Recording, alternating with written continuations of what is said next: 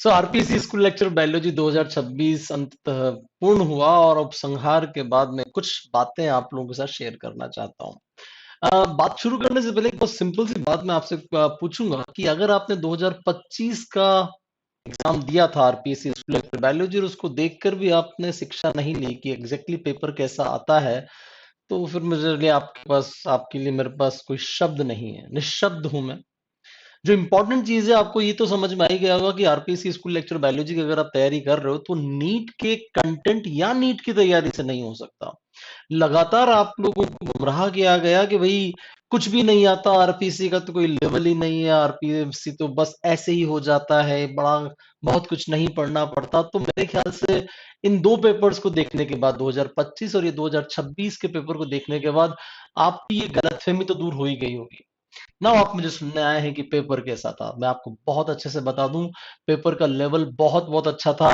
Net की तैयारी से भी नहीं हो सकता था, नीट की तैयारी से भी नहीं हो सकता था। आप कहोगे सर नेट की तैयारी तो बहुत बड़ी चीज होती है, उससे तो जरूर हो सकता है। नहीं, नेट के जो एग्जाम्स में जो क्वेश्चन आते हैं वो एक अलग लेवल का होता है। वहां पर विशुद्ध रूप से आपकी नॉलेज की टेस्टिंग होती है, आपके रट्टाफिकेशन या आपकी डीप रट्टाफिकेशन की टेस्टिंग नहीं होती। तो एकमात्र शब्द जो मैं यहाँ इस क्वेश्चन पेपर के लिए इस्तेमाल कर रहा हूं कि आपका जो रट्टाफिकेशन है वो किताबों से होना चाहिए था, डीप में होना चाहिए था, और आपको बहुत बहुत सारी प्रैक्टिस की आवश्यकता थी, तब जाकर ये क्वेश्चन पेपर हो सकता था। मैंने एक मजे मजे में एक वीडियो बनाया था अभी परसों के दिन, और उसको मैंने यूट्यूब के ऊपर डाला। और ये कह के डाला था कि भाई अगर आप इसको सुन लेंगे तो क्या पता इसमें से कुछ क्वेश्चन आ जाए, और मजे की बात है उसमें से 3 क्वेश्चन आ गए। अगर यूट्यूब पे आप हैं तो इस वीडियो को जरूर देखिएगा और ढूंढिएगा कि वो 3 क्वेश्चन कौन से थे। जो कि पहले नंबर का क्वेश्चन भी यहाँ पर नजर आ रहा है, ये वाला जो क्वेश्चन था, ये इस वाले क्वेश्चन पेपर में मैंने यूं मजे मजे में आपको बता दिया था। जो इंपॉर्टेंट चीज है, चूंकि हम लोग एक कोचिंग इंस्टीट्यूट है, मैं आपको बता दूं कि आरपीएससी पीजीटी बायोलॉजी के लिए डिटेल्ड, सिस्टमेटिक और क्वालिटी 3 शब्दों का ध्यान रखना है। डिटेल में पढ़ना होगा आपको बहुत ज्यादा हर चीज। ये पूरा का पूरा क्वेश्चन पेपर इस चीज का एक सबूत दे रहा है कि भैया अगर आपने डिटेल में पढ़ा था तो आपका बहुत कुछ हो सकता था। आपकी सिस्टमेटिक स्टडी होनी चाहिए थी। अगर आप सोच रहे हैं कि लास्ट के 3 महीने में आप तैयारी करके कोई बड़ा तोप मार लेंगे, सॉरी, ऐसा नहीं होने वाला है। ये जीके में भी लागू होता है और आपके बायोलॉजी में भी। आपकी जो नॉलेज का लेवल होना चाहिए वो क्वालिटी वाइज होना चाहिए। ऐसा नहीं होता कि भीड़ भड़के में आप जाए जा रहे हो, वाह गुरुजी हमें 5-5 घंटे पढ़ा रहे हैं और आपका कोई कल्याण हो जाएगा। प्लीज ऐसा नहीं होगा। जैसे कि मैं आपसे एक क्वेश्चन के बारे में कहूं, इसके लिए आपको सारे के सारे ब्लास्टुला पूरे के पूरे पता होने चाहिए थे। क्निडेरियंस के अंदर आपके टिपिकल वाला सिलोब्लास्टुला होता ही होता है। सुपरफिशियल ब्लास्टुला आपके इंसेक्टा के अंदर होता ही होता है। डिस्को ब्लास्टुला हैन में होता है। बाकी बचा हुआ स्टीरोब्लास्टुला तो वो तो आ ही जाएगा। इस तरह की चीजें यहाँ आपको चारों पांचों चीजों के बारे में डिटेल पता होना चाहिए। वहीं पर अगर आप अगले प्रश्न को देखें कि भाई डैमेज अगर आप हाइपोथैलेमस में कर दिया तो क्या हो जाएगा, हमने कहा कुछ नहीं होगा। आपका जो डोपामिन वाले ब्रेक है वो फेल हो जाएंगे। डोपामिन के ब्रेक फेल होने की वजह से जो प्रोलैक्टिन का लेवल है वो सामान्य से कई गुना बढ़ना शुरू हो जाएगा। इस तरह के प्रश्न एक्चुअली तब आप कर सकते हो जब आपने टेक्स्ट को यानी कि किताबों को इन डेप्थ पढ़ा हो। मुझे पता है आपने ग्रेजुएशन और पोस्ट ग्रेजुएशन में 1 वीक सीरीज और प्रीवियस ईयर्स क्वेश्चन पढ़ के बड़े आराम से आपके 70 और 80% आ गए होंगे। आपने अपनी जो पहले की जो फर्स्ट ग्रेड की तैयारियां की होगी वो बड़े सही ढंग से की होंगी। आपने खूब सारा गुरुजी के नोट्स रट्टा मारे होंगे। बाजार में जो वो प्रिंटेड नोट्स मिलते हैं, जो किताबों पे किसी कोचिंग इंस्टीट्यूट के हस्तलिखित नोट्स, यूजुअली लोग मुझसे कहते हैं हस्तलिखित नोट्स दो भाई, कैसे दे दूं, हम तो प्रिंटेड नोट्स बना रहे हैं। वो इसलिए बना रहे हैं कि आप एटलीस्ट कुछ तो पढ़ो। हस्तलिखित में तो और ज्यादा छोटा हो जाएगा, वैसे प्रिंटेड छोटा होता है, उससे भी ज्यादा छोटा हो जाएगा। तो वो जो शॉर्टकट मारने की आपकी जो आदतें हैं वो यहाँ पर भयंकर तरीके से उसने इस क्वेश्चन पेपर ने उस आदत पर चोट लगाई है। गजब की चोट है, बड़ा मजा आया मुझे। आपकी जो दिक्कतें रही हैं वो थी डिस्काउंट, वो था सस्ता।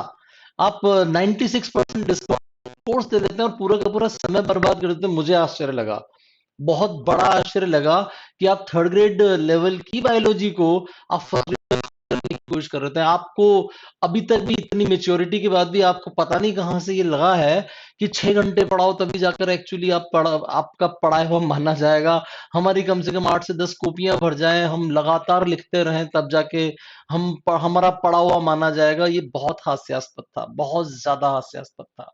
और इन्हीं सब चीजों को वो हटाने के लिए हम एक यूनिक तरह का ऑफलाइन कोर्स स्टार्ट कर रहे हैं 11 जून से।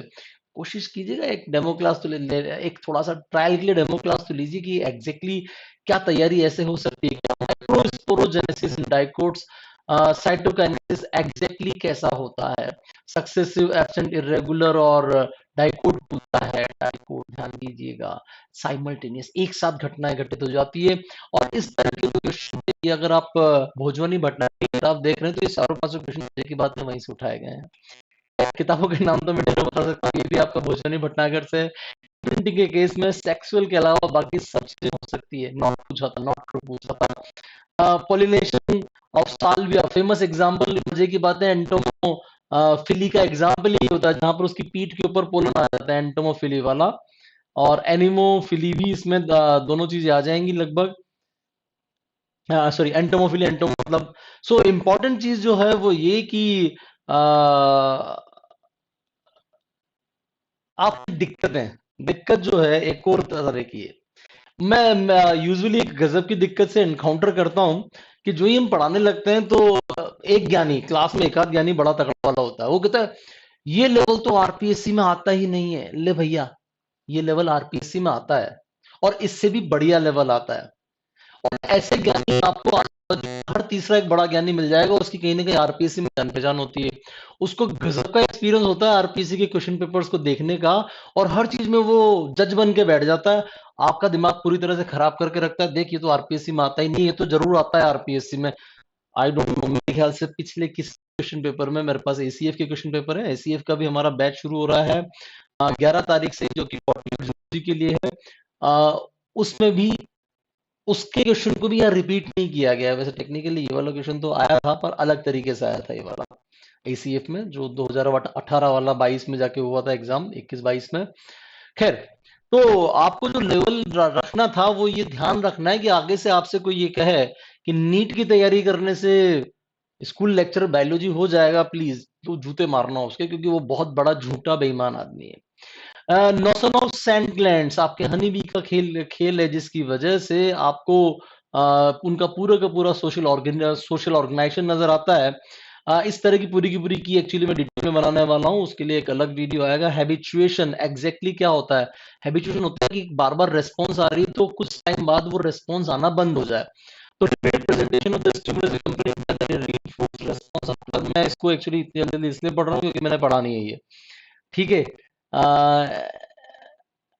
It is period of high responsibility. तो कहानी कुछ ऐसी बन जाती है कि एक रीइंफोर्समेंट रेजिस्टेंस जैसा कुछ आ जाता है, वो कहता है कि नहीं यार अब नहीं करना मुझे, बार बार ये पत्ती गिरती ना, मुझे डरना नहीं है। हैबिचुएशन, ठीक है। खैर, हमने आपके लिए बहुत प्यारे प्रीमियम नोट्स भी बनाने का प्रयास किया था हिंदी मीडियम और इंग्लिश मीडियम में, कि भाई वाकई में क्या कुछ ऐसा किया जाना चाहिए, कुछ नया। मुझे नए एक्सपेरिमेंट्स करने का बड़ा शौक है, तो उस शौक को मैंने करने के लिए यहाँ पर हमने जरा इसके बारे में बात कर लें। न्यूक्लिक एसिड, ये बिल्कुल सही बात है। उसके अलावा इस प्रश्न में आपका पीआईआर प्रोटीन डेटाबेस होता है, मेटाबॉलिक पाथवे जो होता है, ये Kyoto encyclopedia of the gene and genome, ये एक्चुअली मेटाबॉलिक डेटाबेस है। लेकिन ये जो स्मॉल मॉलिक्यूल का डेटाबेस ट्रैम्बल, TREMBL, मजे की बात है प्रोटीन डेटाबेस है। और EMBL तो आपका फेमस EMBL लेबोरेटरीज, अगर आपने सुना है तो वो होता ही है। इस तरह के प्रश्नों में आपको थोड़ा सा और बता दें, आपका not constituent of the photochemical smog H2O2, H2O2 नहीं होता, हाइड्रोजन पेरोक्साइड कौन रिलीज करता है, बाकी सब कुछ हो गया। यूनिप्रोट, अगर आप इसको ध्यान से देखोगे तो यूनी और PROT, ध्यान से देखोगे तो प्रोट लिखा हुआ है इसमें भैया, ये प्रोटीन सीक्वेंस। आसान सवाल थे, लेकिन प्रॉब्लम यह है कि आपको डिटेल में पढ़ना होगा हर चीज। ग्रेजुएशन लेवल की तो मेरे ख्याल से, अच्छा एक और बहुत अच्छी बात, आपके 12th लेवल होता है, आपके ग्रेजुएशन लेवल होता है जिसको आप यूजी लेवल बोलते हो, और आपके एक पीजी लेवल होता है। पहले तक ये हुआ करता था कि भाई 12th लेवल में से 55% आएंगे, बाकी बच्चा कुछ आपके यूजी पीजी में से आएगा। आपकी बार मामला बिल्कुल उल्टा कर दिया है, आपका लगभग 80% क्वेश्चन पेपर मेरे हिसाब से तो, यहां तक कि इवन 12th लेवल के टॉपिक्स में भी क्वेश्चन जो पूछे गए हैं वो यूजी और पीजी लेवल के हैं। आपको जानकर आश्चर्य होगा कि जो भी मैं आपसे यहाँ डैमेज टू ये बात जो कर रहा था हाइपोथैलेमस की, ये टेक्निकली देखा जाए तो टॉपिक आपके 12th लेवल में एनिमल फिजियोलॉजी का, लेकिन ये जो क्वेश्चन पूछा गया है ये बहुत ऊंचे दर्जे का क्वेश्चन है प्लीज। तो आपको ये चीज तो ध्यान रखनी ही पड़ेगी कि भैया जी क्वेश्चन पेपर का लेवल अच्छा होना, तैयारी बहुत बहुत सारी चाहिए। उसके अलावा आपके जी बैंड क्रोमोसोम के अंदर आपके आर बैंड की हमारी टेबल है क्रोमोसोम वाले चैप्टर में, उसमें से एग्जैक्टली क्वेश्चन आ गया था ये वाला आपके। मैंने लेकोपेरॉन जो पढ़ाया था और टीआरपी ऑपेरॉन पढ़ाया, लोगों ने कहा सर आरपीएससी में ऐसा लेवल थोड़ी आता है, भैया आ गया, ये देख लो टीआरपी ऑपेरॉन यहाँ पर आ गया। सेंगर मेथड और मैक्सम गिलबर्ट मेथड और पायरो सीक्वेंसिंग, तीनों चीजें हमने इसमें कवर की थी, और उन तीनों में से एक एक सवाल आ गया, ये पायरो सीक्वेंसिंग भी आ गया पूरा का पूरा। ठीक है। टूल एंड टेक्निक में हमने हर चीज कवर करने का प्रयास किया, लगभग हर क्वेश्चन वो पूछा गया है जो हमने कवर किया था। एक करेक्शन मैंने अपने सिलिसिलिक लेक भी आपका बहुत रिसेंटली 2025 में ही वेटलैंड में आ गई है, सिलिसेट जो अलवर के पास है। तो केवलाव देव हो गया आपका, सांबर हो गया, खींचन हो गया, मेनार हो गया, और सिलिसेट भी हो गया, इसके अंदर ये सारा आ गया भैया चौथी चॉइस के अंदर, और रिसेंट वाली नॉलेज है। सिलिसेट हो सकता है आपने ध्यान न दिया हो। और अगला जो आने वाला है, you'll be surprise no, Jaipur के पास चंदलाई है, ये प्रपोज्ड है। मोती सागर भी प्रपोज्ड है, अभी होने को तो वेटलैंड है ये, पर रामसर साइट्स में नहीं आते। बड़ा प्यारा सा क्वेश्चन है भाई साहब। इधर की तरफ ओरन राजस्थान में है, और तो अगर मैं इस टेबल को मिलाने की कोशिश करूं तो भैया ओरन जो हो गया राजस्थान हो गया, तो A1 यहां से आ गया, और आपको कोविल काडू कोलावरी अगर आपने गाना सुना, मैंने उससे फटाक से बनाया, सी पे 3 बनाया और आंसर बन गया ए। 100% सही है, मुझे पता है ये, क्योंकि जो भाषा के हिसाब से देखा जाए तो सरना शब्द आपके छत्तीसगढ़ से आता है, राजस्थान से नहीं है। और केरला और तमिलनाडु से तो है नहीं, थोड़ा बहुत मलयालम और तमिल का मुझे थोड़ा बहुत नॉलेज है, तो लग जाता है हिंदी के साथ 4 ही जाएगा, और इन दो से मैंने आंसर बना लिया। बड़ा आंसर था, बड़ा सिंपल था। ठीक है। कुछ इस तरह की बातें बहुत सारी कहने को है, और एनालिसिस के वाइज देखा जाए तो पेपर का लेवल बहुत ही अच्छा था, बहुत ही सुंदर था। कैटरेक्ट सर्जरी में आपको सर्जरी सुनते ही आपको आराम से सुश्रुत हो जाना चाहिए, क्योंकि फादर ऑफ इंडियन सर्जरी था। इन्होंने पहली बार आंखों का ऑपरेशन किया था, लेंस निकाल के ठीक किया था, पता नहीं कैसे किया था वो बात अलग है। शुद्ध शुद्ध संहिता में अगर आपने हमारे नोट्स देखे हो फर्स्ट यूनिट के, वो बड़े शानदार थे, उसमें सारे के सारी चीजों को हमने इंक्लूड किया हुआ है। खैर, चीफ प्रोड्यूसर जो ओशियन में डायटम्स होते हैं, फाइटोप्लैंक्टन्स में सबसे ज्यादा चीज यही होती है। यहाँ पर टोटोनिमी आता है, नासा इस्तेमाल करते हो तो थोड़ा बहुत तो बड़ा मजेदार सा क्वेश्चन पेपर था। इन टोटलिटी अगर कोई मुझसे पूछेगा कि इस पेपर में एक एवरेज बच्चा जिसने ठीक ठाक सी तैयारी की है, तो मेरा जो मानना है 40 से 50% ही अधिकतम लाया जा सकता है। जीनियस हो, उसने नेट को कई कई बार दिया हो, सीएसआई नेट उसने कई बार दिया हो, तो वो व्यक्ति जरूर 50 से 60% लाएगा। लेकिन मेरी प्रॉब्लम है, मेरा एग्जाम क्वालिफाई होना चाहिए।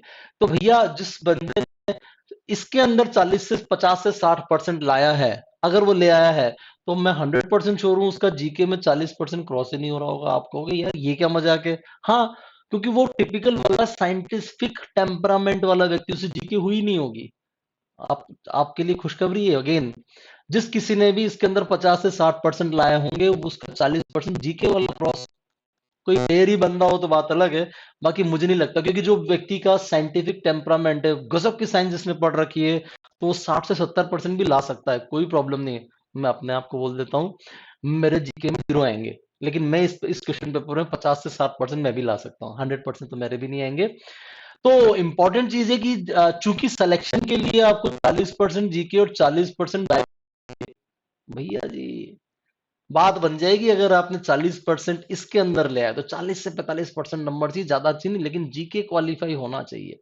तो ये कुछ शानदार सी बातें हैं। इस क्वेश्चन पेपर की आंसर की मोस्ट प्रोबेबली मैं कल तक निकालूंगा। आई गुरु जी एप्लीकेशन आप एक बार डाउनलोड कर लीजिएगा, आई गुरु जी ऐप के ऊपर ये पब्लिश होने वाली है। 1 cm is equal to 1% recombination frequency, famous सा क्वेश्चन है, लिंकेज एनालिसिस का है। एनसीईआरटी में इसको ऐसे कैसे दे रखा है, पुरानी वाली एनसीईआरटी, नहीं का मुझे बहुत ज्यादा ध्यान नहीं है। इसी तरीके की जो सारी की सारी बातें थी आपकी, बड़ा प्यारा सा क्वेश्चन पेपर है मेरे हिसाब से। तो इन डेप्थ नॉलेज आपको होनी आवश्यक है। 40 से 45% तक भी अगर आपके आ रहे हैं तो आप बहुत सेफ जोन में हैं। कोई घबराने वाली बात नहीं है, आराम से सिलेक्शन होगा। कंडीशन अप्लाइड, आपके जीके में 40% नंबर होने चाहिए। ठीक है, so thank you very much. आप मुझे सुन रहे हैं और यू आर मोस्ट वेलकम। हमारा जो नया हो रहा है उसमें